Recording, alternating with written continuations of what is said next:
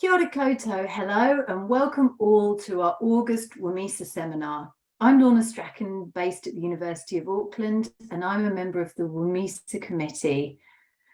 As WMISA is an international organisation, we wish to acknowledge Māori as tangata whenua and Te Tiriti Waitangi partners in Aotearoa, New Zealand. We also acknowledge the traditional custodians of country and their connections to land, sea and community. We pay our respects to their elders, past, present and emerging. Indigenous peoples were the first Australian and New Zealand earth and environmental scientists, and we have a lot to learn from their deep knowledge that spans tens of thousands of years. The WMISA seminar series is about showcasing the amazing work of women in earth and environmental science in Australasia. All the recordings of past seminars are available on our website. You can sign up as a member of WMISA to get a notification of upcoming seminars, or you can follow us on Twitter. I'm delighted to introduce our August speaker, Dr. Helen Williams. Helen undertook her PhD at Monash University in Melbourne, and her research interests relate to the geological and structural interpretation of multidisciplinary geoscientific data sets, commonly falling within the realms of structural geology and exploration geophysics. She enjoys collaborating with multidisciplinary groups and has worked with members of industry, government, and academic organizations across many geological terrains globally. Her career highlights have included amazing opportunities for fieldwork and travel that often took her off the beaten track and forging long-lasting friendships and work relationships. She's currently a consultant earth scientist and part-time lecturer in the Department of Environmental Science at the Auckland University of Technology. Today, she's going to talk to us about her adventures in geophysics. So it's now my pleasure to hand over to Helen. Thanks, Lorna. Kia ora koutou, everyone. Thank you, Lorna, for the lovely introduction. And thank you to WMISA for having me for this talk. Also to Caroline Tiddy, she's not here at the moment, but may peruse this talk later. I want to say thanks to her because it's been a while since I've been in touch with her, but she initiated this talk by introducing me to Lorna.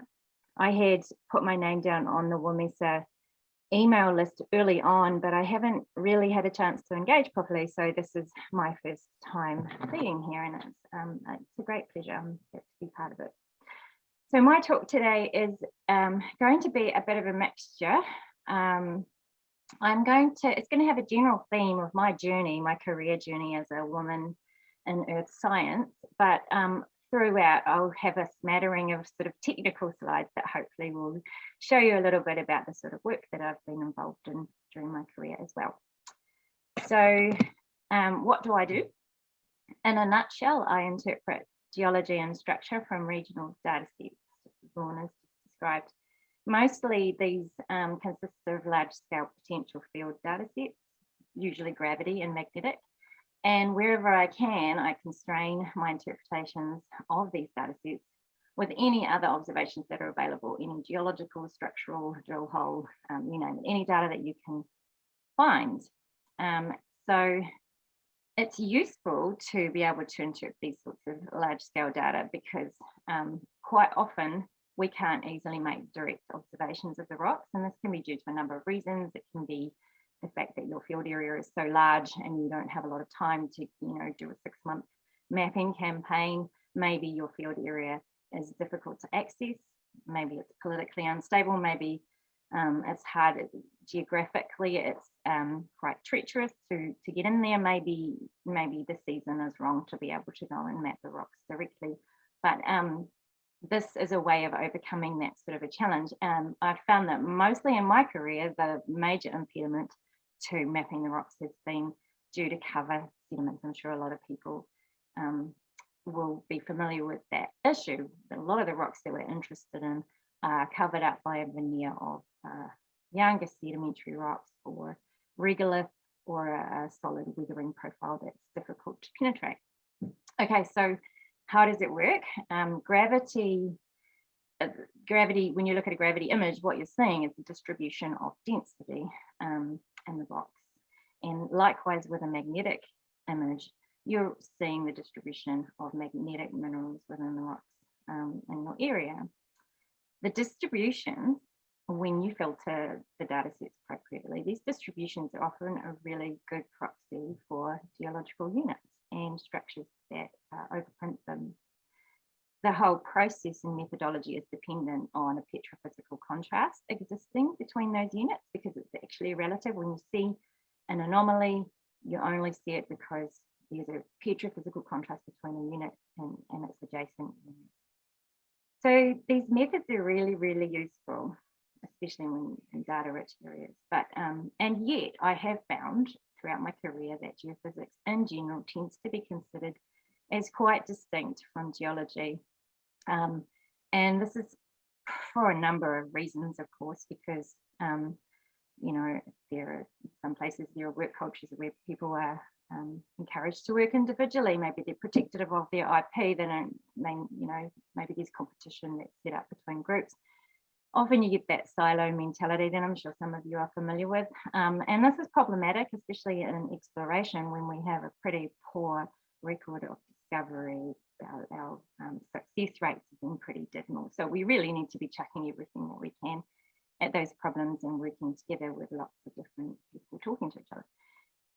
Another reason for this, especially in the exploration industry, is because a lot of companies rely on that kind of work for their income, for their bread and butter, and so they have a vested interest in keeping the methodologies and their software packages and their products in a little bit of a black box, right? And that's quite often how the industry has conducted itself. Okay, so just to try and demonstrate from a really, really global scale how useful these sorts of data sets can be, I wanted to show you the global magnetic data, and in the next slide I'll show you the global gravity data. And hopefully you can see lots of features there that look very familiar to you. And as you know, anyone who's studied earth science, you can see large tectonic structures. You can see, I'll just put my pointer. So you can see the magnetic distribution reflects things like subduction zones. You can see this low magnetic anomaly that trails along the length of subduction zone here at the edge of the Pacific Ocean. You can see mid-ocean ridges that are offset by transform faults in the middle of the Atlantic Ocean. You can see in the middle of our cratonic, our continental land masses, you can see the sort of complexity, the mosaic that's associated with the antiquity and, you know, polydeformation of these ancient interiors and continents. You can see younger terrains, mountain building terrains, orogenesis reflected with this high frequency, high amplitude anomalies. I know you've got the countries here on this map painted out with polygons, but I hope that you can also see, you'd be able to recognize those land masses in this image without needing that outline. And likewise in the gravity data, the global gravity data set, you can see these same tectonic features, mid-ocean ridges, transform faults, internal complexity in the older continents, and subduction zones reflected in this gravity data. So you can see those density distributions are, you can use them as proxies for tectonic elements and for lithologies. Once we zoom in, we'll see a little bit more about some examples of rocks and structures too. So in this image, and this might be familiar to anyone who's worked in Australia and maybe even taken part in some of the geology from geophysics training courses and things. It's a pretty well-used image, and it comes from the Gawler Craton in South Australia. And this is a magnetic image, and it's showing you granite plutons that are part of the Hilterbuss suite. It's a Mesoproterozoic intrusive suite. You can see in the mag that you've got the geometries of plutonic elements. You can see overprinting relationships. The edges of these bodies have a sort of aureole that you might expect to see imparted in the rocks, the country rocks that they've intruded into. You can see asymmetry in the shapes of these granitoids. You can see the fabrics in the rocks and the country rocks adjacent to them are being affected or deformed because of the shear zones that are operating in this area. And you can see the tapering off of the sort of tails and the nicking of the edges of these features as well. And you can see that these can be used as analogues for the kinds of structures that you might see in a micro scale and thin section down the bottom of this slide, for example, in these microfish. Same sort of features, tapering off due to shearing, asymmetry. You can start to paint a picture of what the history of the movement of this rock package was, and likewise up here you can start to interpret kinematic indicators from the sorts of geometries. So hopefully you can see how some macro scale features can be used or interpreted in the same way that you might interpret thin sections, structures in thin sections, but also enhanced specimen or an outcrop. Over here you can see another couple of magnetic images, one's grayscale and one's in color, but you can see that magnetic stratigraphy can be traced along or mapped out along strike through fold structures and across fault structures that truncate them and offset them. Same way that you would map, do any normal geological structural mapping. So that's what I do. And I've applied those sorts of methodologies to lots of different project areas now. But when I started out, it all sort of started when I was doing my master's research project at the University of Auckland many years ago, where I knew at this point that I had an interest in geophysical methods, but I also was really interested in tectonics, and telling a story about an evolution of the terrain seemed like an exciting thing to do. So my supervisors and I put together a plan to investigate the basement rocks beneath the Auckland region. And to do this, I used the gravity method, and I actually went out and acquired my own data at new stations across Auckland. We incorporated those new data into the regional network, the New Zealand network, and I interpreted it. And to do this is my first real experience of the importance of integrating lots of data, and to be able to investigate these terrains, because in Auckland and certainly in New Zealand, our basement terrains are a bunch of long, pretty narrow tectonostratigraphic units that reflect the accretionary history of our basement when it formed at the margin of Gondwana in the Mesozoic. And so within this, the Auckland Isthmus area is pretty narrow relative to the rest of New Zealand. And to map out these terrains, we had a hypothesis that there had to be some kind of petrophysical contrast, and therefore gravity might be reflected in the gravity field.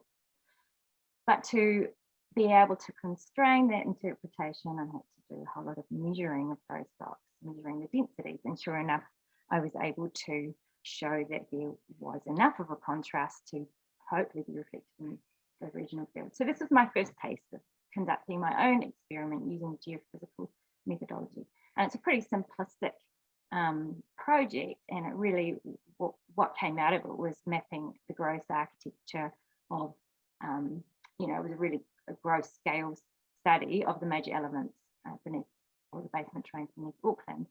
We also thought we could interpret an ultramafic massif had been incorporated within one of the terrain sutures between those two basement units. So this is where I started, with the gravity meter up the top, sort of instrument that I was using to collect my data. And at this time, I'll bring this slide in because at this time I was a single mother, and I was really quite dependent on welfare for my living, for paying my rent, food on the table, that sort of thing. That's photo of me with my eldest son. And because I was on a benefit at the time, when an opportunity came up to be able to demonstrate and teach in the laboratory, I had to politely decline, because one of the conditions of receiving a benefit like that is that you can't engage in any sort of employment. And I just said to Philippa Black, who was our head of department at the time, I'm sorry, I'd love to take this opportunity, but I just can't do it. It's not, my circumstances won't allow for it. And I'm sure that anyone who's ever engaged in that kind of work at university, especially early in your career, can understand how great an experience it is to be able to do that. It's sort of, it starts you off on your career, really. It gives you confidence.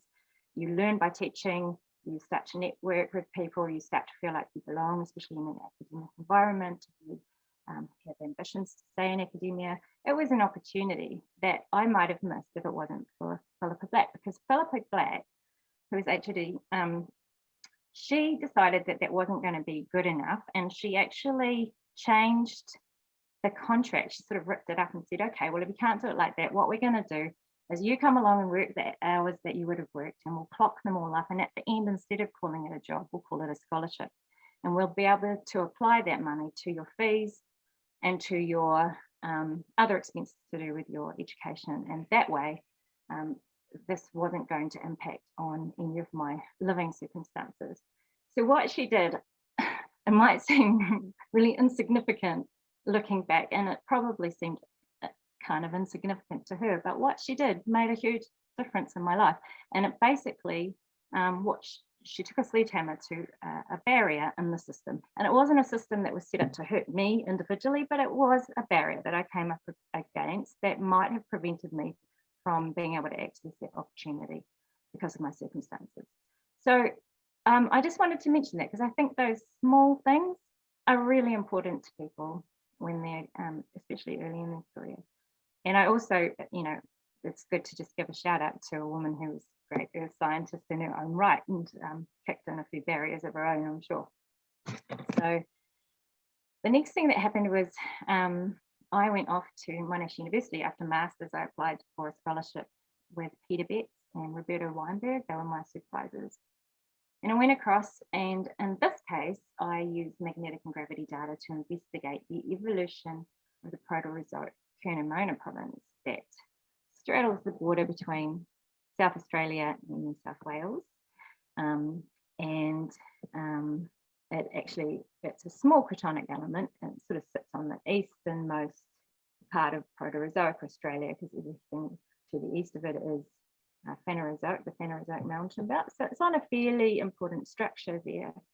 And it is home to one of the most significant lead, zinc, silver deposits on the planet. It's the Broken Hill deposit that sits down here in the Broken Hill domain. All of this high frequency stippled stuff down here is representative of outcropping rocks that host that mineralization. But although this area had been quite well studied, the rest of the cratonic element, that is the Curnamona province, hadn't really been brought into the story. So that was my aim, was to start looking at it from a regional perspective using these big data sets. And because I was looking at Proterozoic rocks, I was now looking at much older, much more deformed rocks than I had been used to. So it was, the learning curve continued, and it was a very steep learning curve. I was initially, upon arriving in Australia, chucked straight into the field in Broken Hill looking at highly metamorphosed high-grade rocks, and tried to teach undergraduates how to map them. So it was quite an interesting exercise, and I certainly learned a lot. But through PhD, I also had a whole series of fantastic experiences, not just the fieldwork, but the conferences, the teaching, the opportunities to network with people in the industry and government, different universities, internationally and nationally. And I also began a little bit of a consulting career at this point too. So there were lots and lots of opportunities that came to me by being able to study at Monash University. So another part of that time while I was doing PhD was a kind of fortuitous event. We went to a conference in 2005 in Santiago, and we ran into Ron Hackney, who's actually now at the International Ocean Discovery Program, the Australian branch in Canberra. He was with Geoscience Australia for a while, but at this stage, he was working at the University in Kiel, and we ran into him. He was looking at the poster that I presented of my PhD work, and he said, you know, the work you're doing is kind of a good fit for the stuff that we're trying to do over in Kiel with the group, the research group there. Why don't you come over and spend some time there, and maybe you can try out software that we're developing, which helps to model our gravity and magnetic data. You can come and help us develop it and, you know, get to know a few people. And he said, all you have to do is get in touch with this organization, the AUT, which is an academic exchange service, send in your CV, fill in the application form, get some support from the university and see how you go. And it was seriously that easy. Another amazing opportunity to spend some time over in Europe, where I got to meet a whole lot of people, stay in a university that was another experience, quite different. You know, Monash was different from Auckland. Kiel was different again, and the research group was different. And everything contributes to your growth and the way you think about things and the way you see the world. So I was really, really fortunate. And if anyone's watching this and thinking about what sorts of things they might want to do during their PhD candidature, this is a really good way of growing and experiencing new things. I know COVID's having a great impact on that sort of stuff now, but it is worth keeping in mind what kinds of opportunities are there if only you know about them, or can, you know, just have to try and access them. Part of this trip to Europe was an amazing fieldwork campaign that we did. It was like a teaching training course, but it was based in Merano in northern Italy, where we got to basically run around the Alps collecting gravity data. And it was a group of students, all postgraduate students, international, from a number of different universities from Italy, Germany, Austria, Norway, and Slovakia. So it was a wonderful time to get to know lots of different people and network. And of course, as I was saying before, when you spend time with people from different departments, you really get an insight into how differently things can be taught, how different you can research things, and what sorts of stuff different people would prioritize. So it's the beginning of understanding for me how beneficial it is to have this cross-fertilization of ideas and methods with different people from different backgrounds. And there's our class, we call it Intergraph, the class of 2006, with our gravity meters in front on display.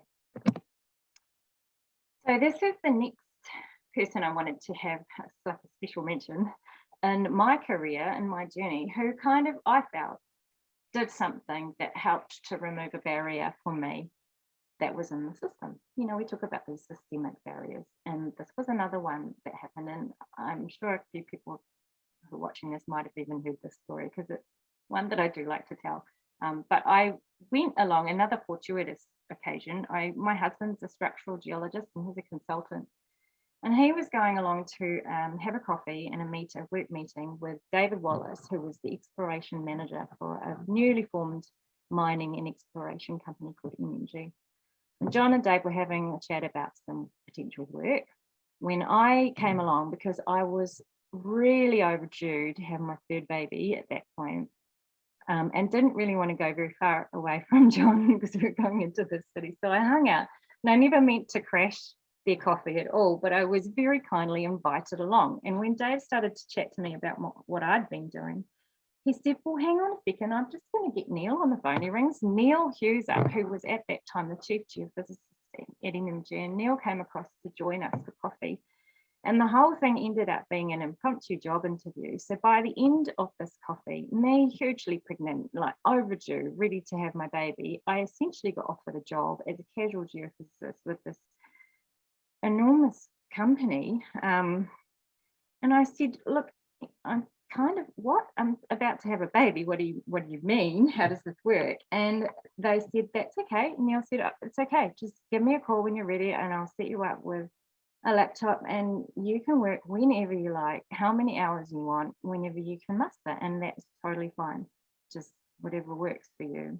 Now, I know this might seem a bit like not a big deal these days, maybe, especially with, you know, with COVID and everyone's working from home and all that sort of stuff. But at this point in my career, it seemed quite outrageous to me, the idea that I would be able to sit at home in my pajamas, breastfeeding my baby with a laptop sitting next to me and work whenever I like and for however long I like, and then just hand in a timesheet.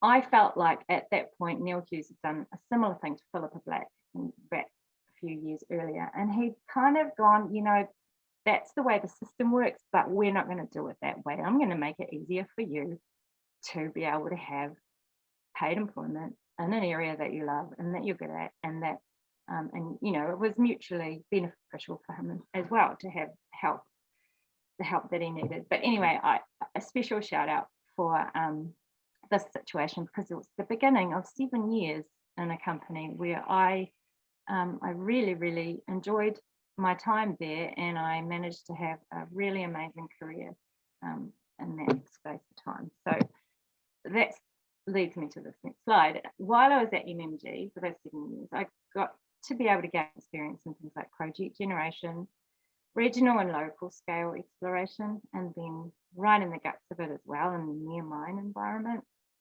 I got to play with lots and lots of different data sets.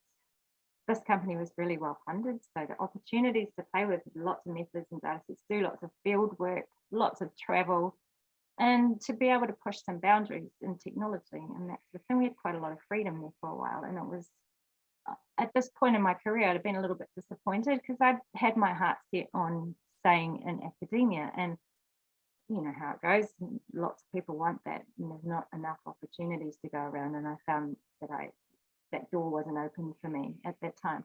I never had kind of expected that I would enjoy a career in exploration, but I loved it. I really, really loved it.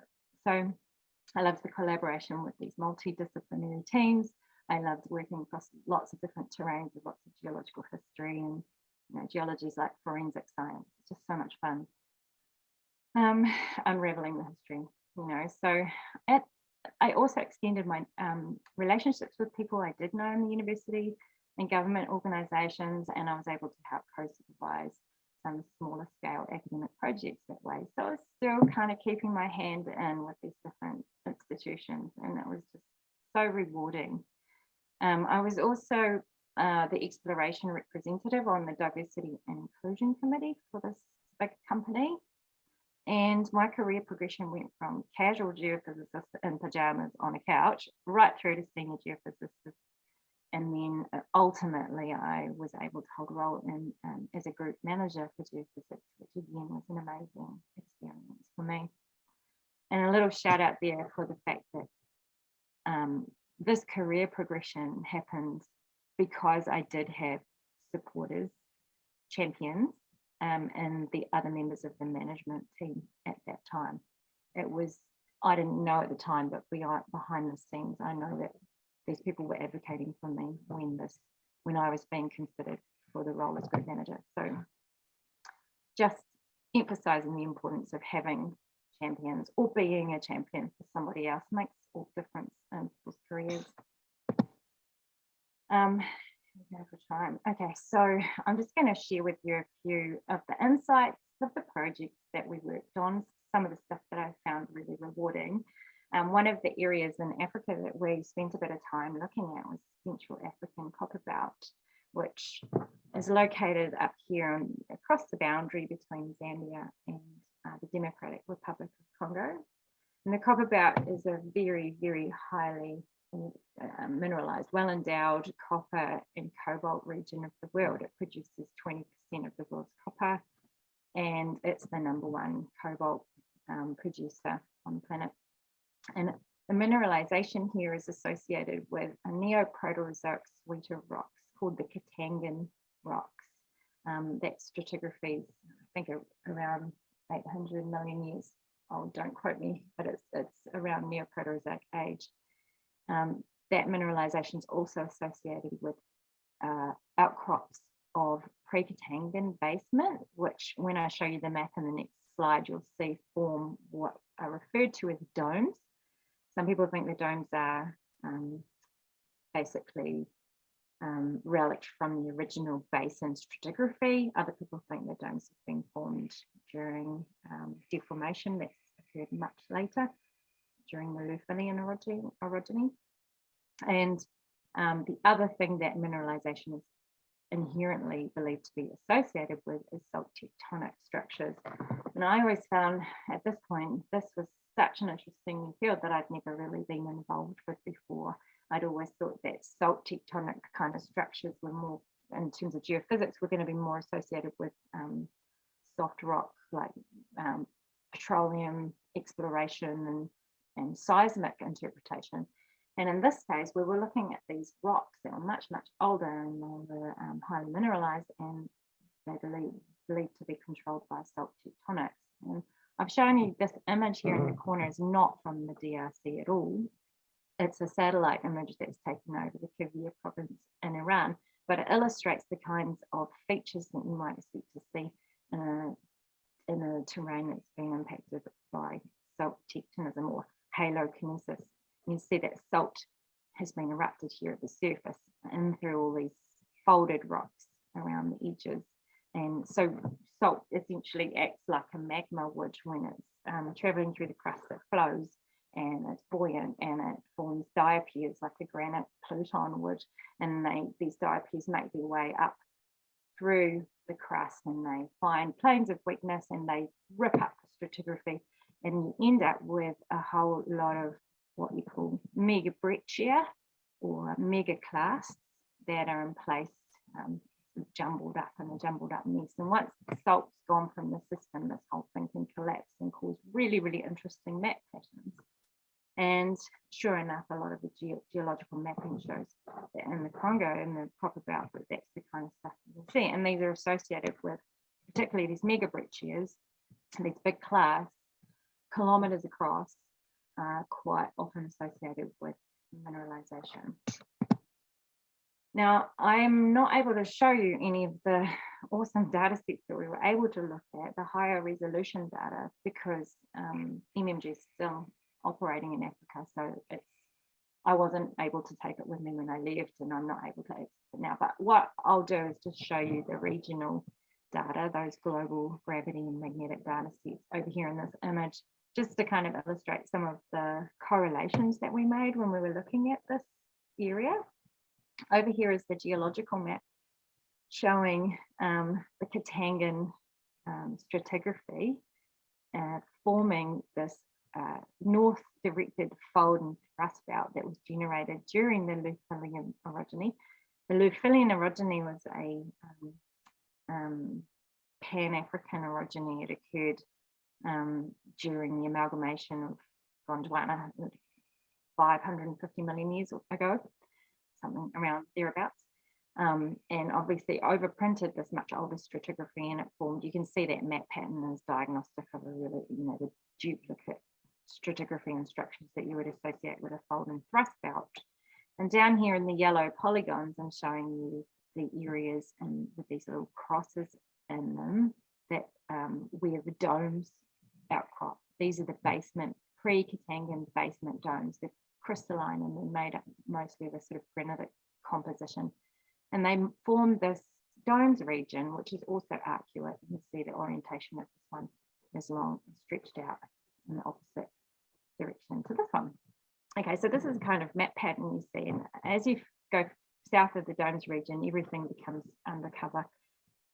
So when we had a look at the data, of course, the reason you try and make correlations between the regional data sets and what you do know about the geology is so that you can extrapolate that out to other areas and find areas that might be prospective for further mineralization. And what we could see was that the basement domes tended to correlate with low gravity. The color in this image is gravity. And the Katangan stratigraphy tended to correlate with areas of high gravity values. You could also see in these data sets continental scale structures. You see, it's difficult to see in this data here, but these, when you see high resolution, you can see the asymmetric shaped pluton, igneous plutons, intrusions. You could see a big batholith with a diagnostic magnetic texture was in the middle of the continent. You could see large scale structures like this one here, which is called the Mwembeshi shear zone. You can see it's continental in scale. And you can see superimposed structures which are offsetting, orthogonal to that main structure there, overprinting it. You could also see, and you'll just have to take my word for this, the most amazing salt tectonic structures imaged in the high-res mag data, and obviously I can't show you that, but that was an amazing experience for me to be able to see that, because I'd only ever associated that kind of structure as being imaged in two-dimensional seismic data. So that was something else. Another area that we looked at and that we were exploring was the MacArthur River Basin in the Northern Territory, which you can see up here right at the top end. We were looking for sediment-hosted zinc, and the kind of the types of deposits that we were hoping to find were similar to those like this world-class MacArthur River deposit, which was previously known as HYC, and Tina and Myrtle, which is similarly sediment-hosted zinc also. And you can see that they occur in what's quite a little cluster of deposits here. The mineralization is hosted in the Barney Creek Formation, which is characterized by a lot of carbonaceous shales, which from a geophysics point of view, you would expect to have quite a conductive signature. So you'd be able to use methods like electromagnetic airborne EM, for example, to maybe try and map that stuff out. But the Barney Creek Formation was only one unit within a greater unit sequence called the MacArthur Group. And the MacArthur Group was, on this map anyway, is shown by a lot of the blue colors. Now the MacArthur Group overlies a basement, an older basement called the Tuala Group. And the Tuala Group in this map is mostly in these darker shades of brown and kind of dark orange, and they've got little bits of green and purple in them, and the green and purple is showing you where there are distinct volcanic horizons in that basement sequence. You could also see I've put in here, I've annotated the Emu Fault, which is a continental scale structure that has been implied in a lot of the regional scale metallogenesis. And there's a number of these continental scale structures across the North Australian Craton that are interpreted to be involved in localizing some of these major deposits. Now, this is an area where we had lots of historical data to be able to conduct proof of concept studies. So we could start to investigate what kinds of methods we thought might be useful in the search for zinc at a larger scale. And of course, Australia is really great at having lots of archives and open access data sets for us to go through. So that's basically what I did. This was always part of my job, is looking at these kinds of data sets and experimenting with what we might be able to use, or at least repeat, or maybe we'd want to fly a new survey if the results showed that it might be useful.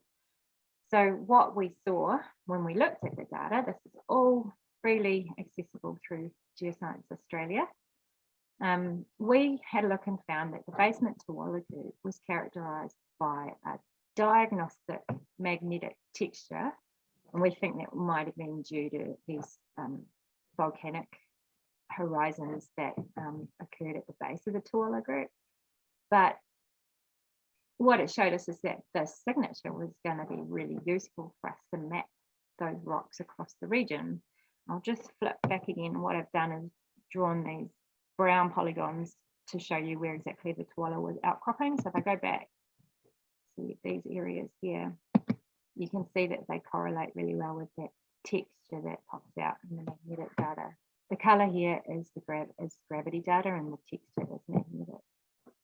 We also found that the MacArthur Group we thought was characterized by relatively high gravity values, which we kind of pondered might have been because there was a greater concentration of carbonate lithologies within the MacArthur Group. And then, of course, the Barney Creek Formation itself is characterized by carbonaceous shales. So we had a look at some of the pre-existing airborne EM data to see if we could check that out. And we found that airborne EM was also quite effective at mapping out particular horizons in that Tuala Group, or at least the boundary between the Tuala and the MacArthur Basin sediments. But there were also some interesting anomalies that were unexplained that we felt were worthy of follow-up work. So I'm really just showing you an example of the kind of role that I had in these projects early on to try and figure out what kinds of methods we might have used in order to explore. After a while, my time at MMG ended. I was there for 7 years, and we decided, my husband and I were both Kiwis, and we decided it was time to come home. And there were a number of factors pushing us home and a number of factors pulling us home, personal and professional.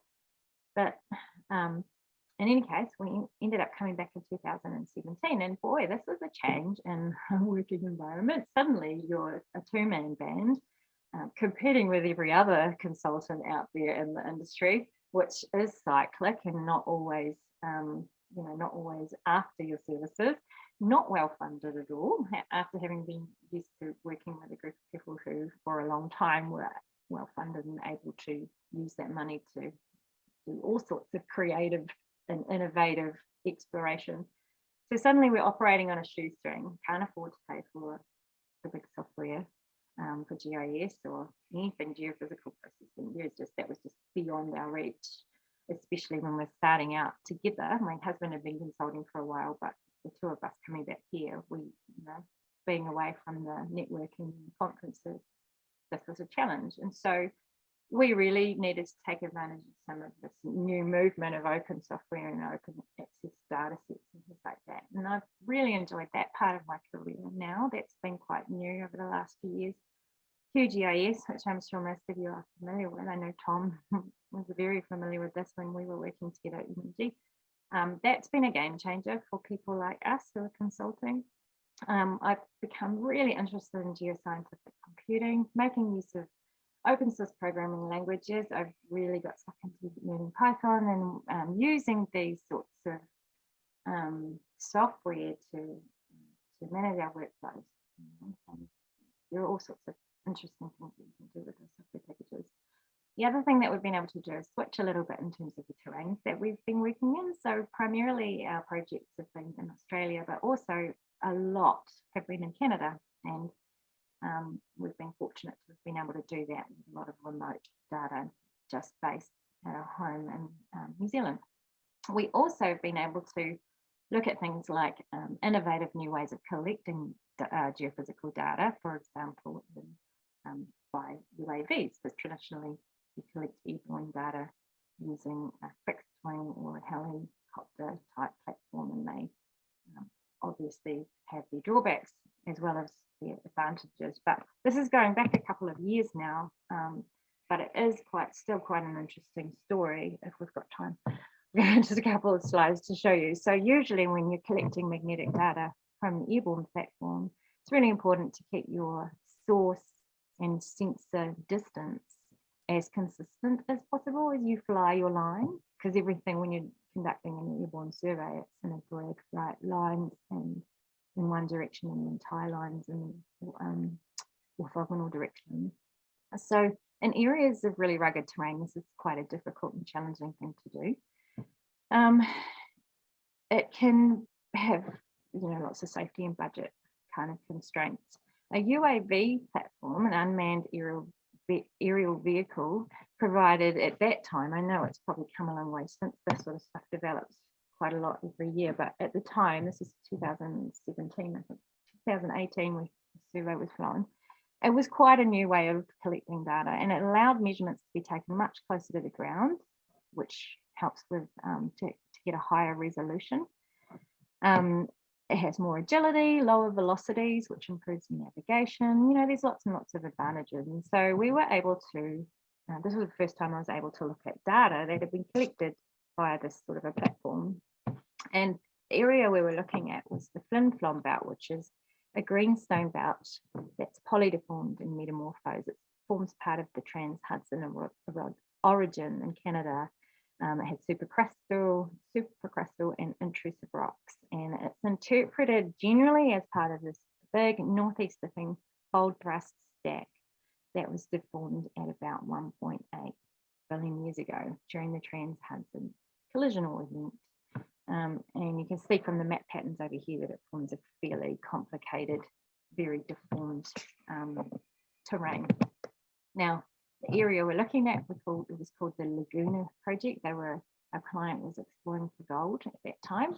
in the Snow Lake, Recusco Lake area, which was dominated by a large-scale fold structure, Herb Lake anticline, which in this map is very, very simplified in terms of its what's been mapped out here. But the known mineralization in this area occurs in quartz veins, which were within shear zones, and those shear zones were associated with the contact between the metasedimentary rocks and these things that are mapped in pink here. They're quartz feldspar porphyry intrusions, so I'll call them QFPs for the rest of these slides. Now, the published maps, the historical maps that went way back to early 1900s, I think, they showed that the distribution of these QFPs were discontinuous, folded, and they had stratigraphic relationships with the other units that were quite complicated. You can see that there's an interesting map pattern there.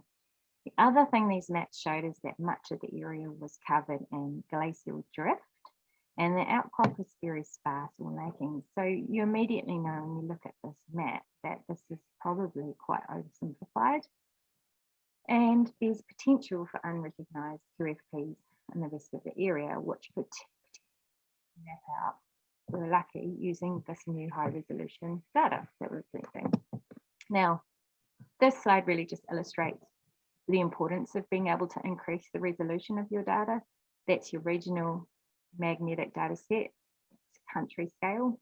Here's an example of what happens when you increase the resolution over this was project area that was flown by a traditional airborne platform just to the south of the Laguna project.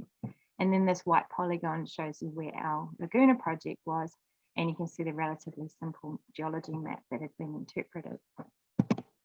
And here's the result of the UAV data that had been collected, magnetic data. And you can see that you've been able to resolve magnetic stratigraphy, which we can trace along strike. Herb Lake anticline is imaged, but it's obviously a lot more complicated than it looked initially in the geology maps. You can see you've got interpreted at least as doubly divergent structures, a couple of different fold structures there. We also noticed that the QFPs coincided with lows in the magnetic data and that they could be traced along strike, reconciled by what we'd interpreted in terms of the structural history there, the fold structures. So we found that there was a lot of potential for more QFPs to occur along strike that nobody had known about, covered in glacial drift deposits. And so really, I just wanted to show this as an example of how getting some innovative technology, integrating it with a lot of your historical data, you can start to generate new ideas and enable progress in a project. So I'm going to finish up the last couple of slides. This is where I am now. You can see my career's not really been in a very straight line. It's kind of been in all sorts of directions, and I value every part of it. So I'm still consulting part-time, but I'm now also I've got a part-time role at AUT, which I've just put a few stats in there in case people wanted to know more about that university. It's actually New Zealand's second largest university, but the geoscience department at AUT is very, very small. Basically, my other geoscience colleague is here today, Marta, in the audience, and it's really just the two of us. There was previously another staff member who's playing a larger role in the administration at the university now. So we're a really small contingent based within this much larger environmental science department. And that's, I mean, it's got advantages, pros and cons, of course, but it's quite exciting for me. It's quite exciting to be back in an academic environment.